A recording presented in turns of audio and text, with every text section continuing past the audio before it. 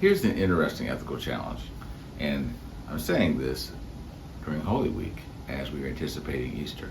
And the ethical challenge is this: who really calls the shots for us? Who's really in charge? Easter is a great time to think about that, actually, because Christians around the world will celebrate Jesus, his death, and his resurrection. And of course, his resurrection means that he has conquered death. Right? So, and nobody else has done this. And this is one of the reasons why Christians are committed to him. They're like, hey, I'm with him. He's the only one that beats death. So whatever he tells me, I'm going to say he calls the shots. Here's the complication. There are a lot of people that are going to go to church this weekend, and they're going to go through the motions, not necessarily without lacking integrity, but with the familiarity of it. They'll go to church on Friday, and they'll go to church on Easter Sunday, and they'll be going through the tragedy of his crucifixion, and then they'll be thinking about the glory of his resurrection and that victory.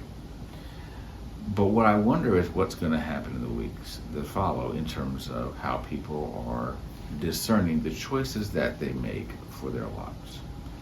Is the resurrected one really the one that's going to be calling the shots? And it's a question that I think all of us have to ask ourselves all the time. And here's the reason why. It's because there are lots of other things that vie for ultimate authority in our lives.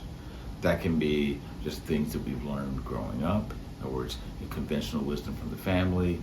It can be cultural norms in our society. It can be political commitments. It can be cultural commitments. All kinds of things that influence us.